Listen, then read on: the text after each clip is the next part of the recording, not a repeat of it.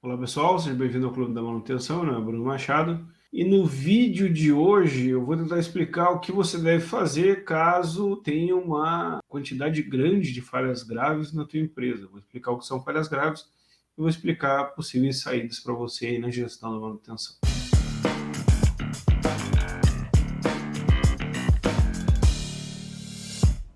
Falhas graves, o que são falhas graves, né? Então, existem falhas crônicas, existem falhas graves. Falhas graves são aquelas que levam muito tempo para conseguir corrigir o problema. Então, acontece uma falha lá, acontece uma quebra de algum equipamento, e aí leva 5, 6, 10, 15, 20, 2 dias para conseguir corrigir aquele problema e reestabelecer o funcionamento da máquina, da linha, seja qual for a máquina ou equipamento que a gente esteja falando. Então, a falha grave, ela derruba muito a disponibilidade, né? Porque quando ela acontece, a coisa para de fato, né? Parando. Então, a linha está operando lá e para e fica horas parado devido àquela falha. Existem também as falhas crônicas. As falhas crônicas já têm um comportamento diferente. Elas acontecem com muita frequência, mas o tempo de correção é muito baixo. Só que no olhar da manutenção, o tempo de correção é muito baixo. A gente tem que pensar num olhar mais macro, né? Olhar todo. Então, quando para uma máquina, eu paro a produção, eu conserto ela rápido. Mas aí tem o tempo de setup, startup da máquina. Então, o MDT, né? O tempo de parada, ele é alto. Ele é diferente do tempo de manutenção. O tempo de parada é sempre maior que o tempo de manutenção. Mas é muito, muito, muito menor que uma falha grave. Uma falha grave a gente considera que é uma falha que leva muito tempo para ser consertada. Então a gente tem a falha crônica e falha grave, né? A maneira como elas impactam no tempo os equipamentos. Então a falha grave ela impacta muito a disponibilidade, a falha crônica nem tanto, só no acumulado. Então eu diria que a gente tem uma falha crônica quando eu tenho 10 falhas no mês, né, de 1 hora, totalizando 10 horas de máquina parada. Eu tenho uma falha grave quando eu tenho uma falha de 20 horas do equipamento parado direto e reto, né? Então tá. Bom, então espero que tenha ficado claro o que é uma falha grave. Bom, o que eu devo fazer para evitar falhas graves? Primeiro ponto, diminuir a consequência da falha, né? As pessoas vão pensar assim, não, nós temos que eliminar a causa. Não começa por aí que vai te quebrar. Às vezes, para eliminar a causa, ela é multifatorial, multifatorial não. Existem multifatores, ela é multicausal, e essa questão de ficar achando a causa raiz é superestimada. As pessoas acham, não, a causa raiz, não acha a causa raiz de 20 equipamentos ao mesmo tempo. Fica causa raiz, causa raiz, causa raiz. Aí quando vê a causa raiz é uma coisa mirabolante que vai gastar muito dinheiro e ninguém vai aprovar e tu continua tendo problema. Então, a primeira ação é diminuir a consequência da falha grave. Então, vamos apontar isso aqui para você não te perder, né? Primeira ação, diminuir a consequência da falha. O que é diminuir a consequência da falha? Eu preciso colocar dispositivos no equipamento que façam que, quando essa falha ocorra, ela leve menos tempo para ser consertada. Então, eu vou dar um exemplo, né? Eu muito tempo trabalhei com equipamento de transporte, correia transportadora, corrente de transporte, né? Correia, que chamam de aqueles equipamentos Redler, etc. E a gente tinha um tipo de falha lá que era quebrava a corrente, quebrava tudo, embolava tudo, quebrava tudo. Aquilo levava umas 8 horas para conseguir consertar. O que a gente fez? A gente instalou dispositivos que, quando quebrasse um componentezinho, o equipamento parava. Ele desarmava, né? e aí quando a gente ia lá e consertava só isso. Então, com um dispositivo de desarme, que são dispositivos de shutdown, não sei se é bem, se está escrito da maneira correta, mas acho que sim, são dispositivos de shutdown, então ele pega um sinal e desliga o equipamento, a gente diminuiu aquela falha grave de 8 horas para 30 minutos. Bom, 30 minutos é uma coisa mais gerenciável, eu tenho mais tempo, menos pressão, eu consigo entender agora, né, quais são as causas dessa falha. Então, o que eu estou falando aqui? Eu estou falando que, em muitos casos, né, a gente tem que transformar uma falha crônica em uma falha, uma falha grave em falha crônica menor. Né? Não, falha crônica menor não. E uma falha menor. Menor em que sentido? Menor no sentido de tempo. Então, eu preciso... O que está errado? Tá. Eu preciso transformar uma falha grave em uma falha menor em sentido de tempo. É isso que eu preciso fazer. É. Então, o que acontece às vezes? Não sei o que aconteceu, pegou fogo na correia e devido a ter pegado fogo na correia, aí já começa, né? Porque tem uma coisa muito complexa na investigação, e se a investigação fosse coisa fácil de fazer, né? O trabalho da polícia era muito fácil, né? Não é fácil. Investigação não é uma coisa fácil de fazer. Tu pode ser, ainda mais na indústria, tu pode ser conduzido para uma resposta que não tem nada a ver com a causa. Às vezes só pelas pessoas que estão presentes na investigação, isso pode acontecer. E aí eu estou falando aqui, tu é gestor de manutenção, tá com ferro te perseguindo. O que tem que fazer? Pegou fogo, tem que botar sensor de fumaça. Se pegar fogo, sei lá, desliga, larga água em cima, tem uma câmera olhando no supervisório. Olha o que eu estou falando para você. É diferente do querer achar o olho da mosca de quando iniciou tal coisa. Tá quebrando a corrente, tá, beleza. Tá quebrando, desmanchando. Tá, como é que faz para quebrar menos? Quebrar menor, quebrar pequenininho? Obviamente que existem falhas graves que são devido ao fim de vida útil do equipamento. Eu já tive situações também onde estava correia transportador, correia virava. Cara, a correia rachou no meio. Perdeu a liga entre as lonas e a borracha. Ela já não para mais. Tu tem que trocar a correia. Nossa, isso é óbvio. Mas eu não estou falando disso. Estou falando de algumas situações onde tu tem uma falha crônica e uma das ações que tu pode tomar é diminuir a consequência da falha. Então, eu diminuindo a consequência da falha, automaticamente eu diminuo o tempo de manutenção. E é isso que é o primeiro passo. Por quê? Porque isso libera a mão de obra. A gente não pode esquecer que quando a gente está trabalhando com gestão de manutenção, eu tenho falha grave acontecendo, falha crônica acontecendo, o bicho está pegando. Geralmente tu não tem excedente de quadro, teu quadro é pequeno, não é? Tem 1 milhão de homens lá, não é assim, né? Então, quanto mais tempo, isso é uma coisa que é importante entender, porque eu já vi situações onde o pessoal bota a equipe de manutenção para ficar fazendo obra. Quanto mais tempo uma equipe de manutenção passa no equipamento, pior é. E não estou falando para o equipamento, estou falando para a tua gestão de recursos humanos. Então, equipe de manutenção é que nem equipes dos SEALs dos Estados Unidos. Chega, executa e sai fora. Não fica lá lambendo o equipamento, não. Chega, executa e sai fora. Executa e sai fora. Por quê?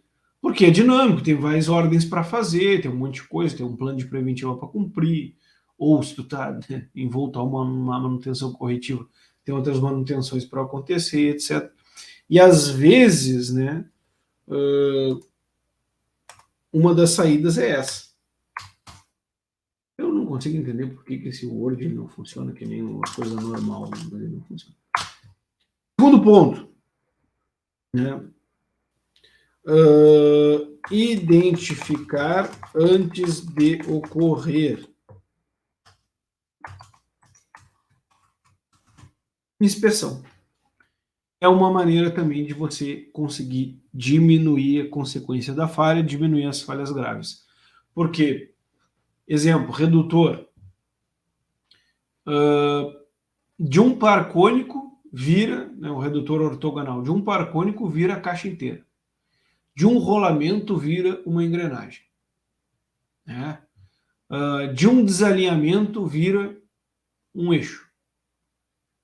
Então, de uma coisa que é simples, vira uma coisa muito complexa. Então, a inspeção, né, ela ajuda nisso.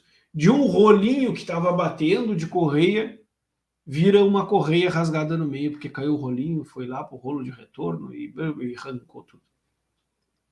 Então, uma das maneiras também, né, é identificar antes de ocorrer. Isso só é possível com inspeção. Ah, mas que inspeção? Bom, a gente pode ter aqui. Ah, Bruno, mas eu não tenho equipamento de preditivo, não sei o quê. Não, mas não esquenta a cabeça, vamos aqui. Ó, a gente pode fazer uma inspeção sensitiva. Né? O cara vai lá só com sentidos, etc. Ah, quem é o cara que vai fazer? Um cara da manutenção, obviamente, tu não tem equipe de inspeção montada ainda. O cara, todos os dias, ele passa num grupo de equipamentos. Né? Então, primeiro dia ele vai no setor A, na segunda, na terça ele vai no setor B, na quarta ele vai no setor C, na quinta ele vai no setor... Lá no Clube da Manutenção tem aula sobre inspeção sensitiva e como montar a rota. Pode ser também sensores embarcados. O que é um sensor embarcado? Que a gente chama sensor de trip. Ah, mas o que é isso? Cara, isso aqui é o seguinte, ó. Tu vai instalar mancal de difícil acesso. Tu vai instalar sensor de temperatura lá nos mancal.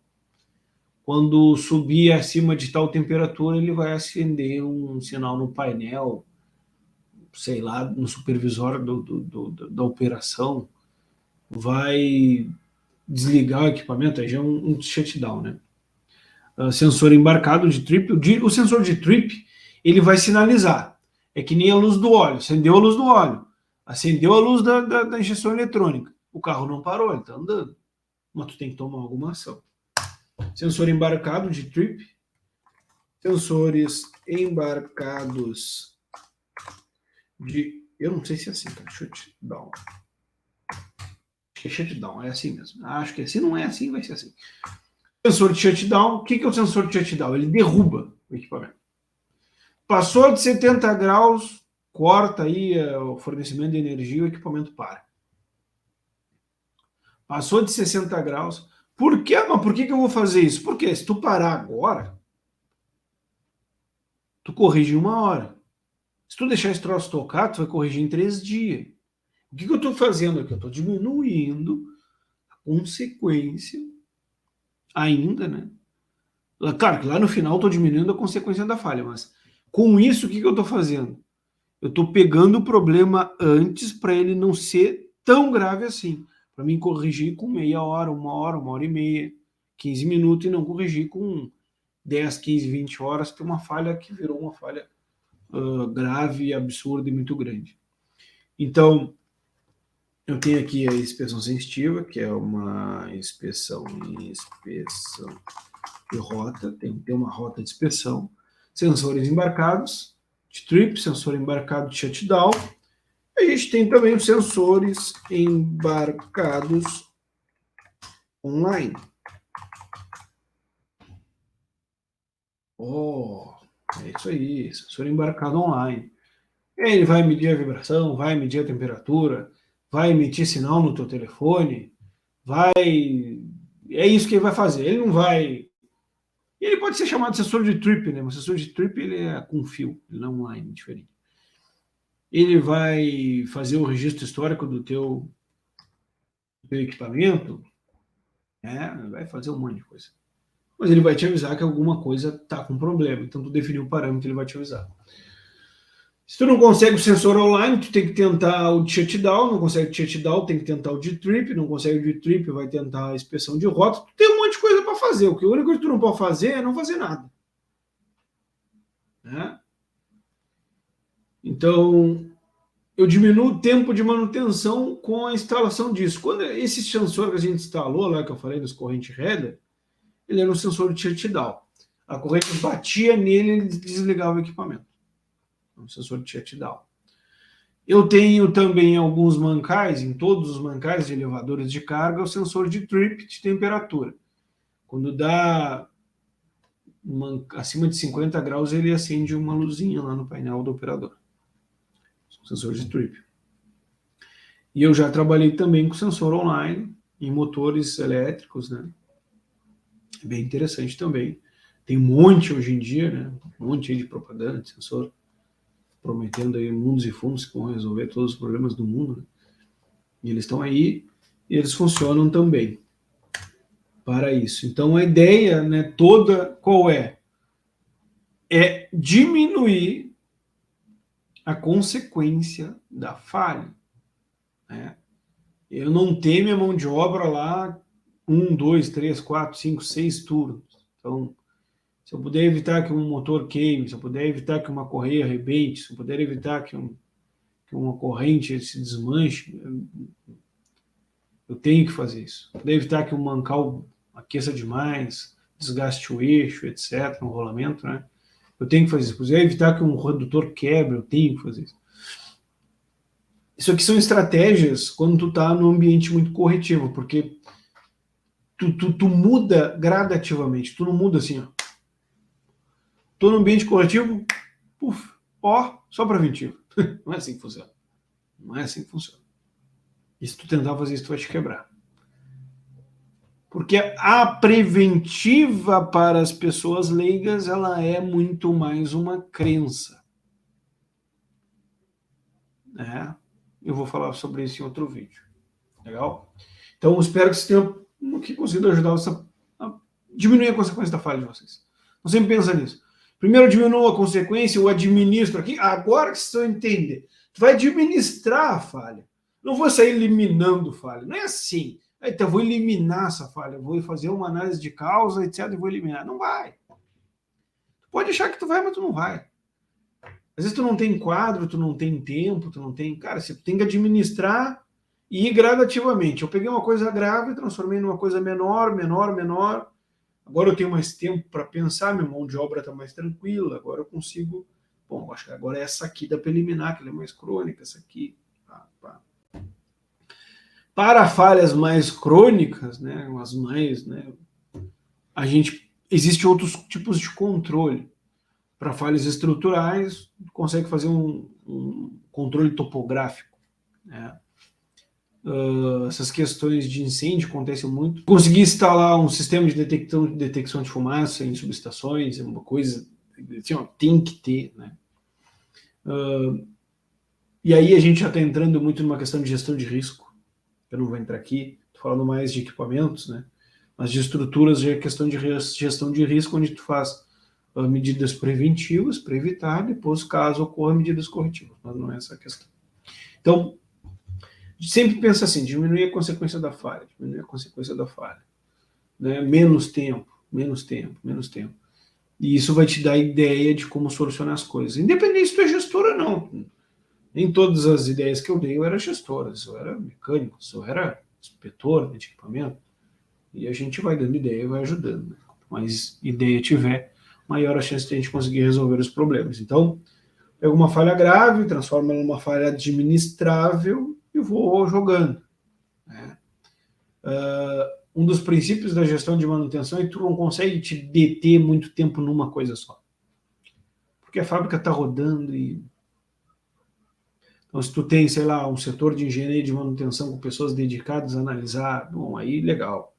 Mas não é a realidade do Brasil, não é essa. Né? A grande maioria das empresas não tem nada disso. Legal? Espero que vocês tenham gostado. Se gostaram, se inscrevam no canal, compartilhem e deixem uma curtida, um joinha. E até a próxima. Valeu.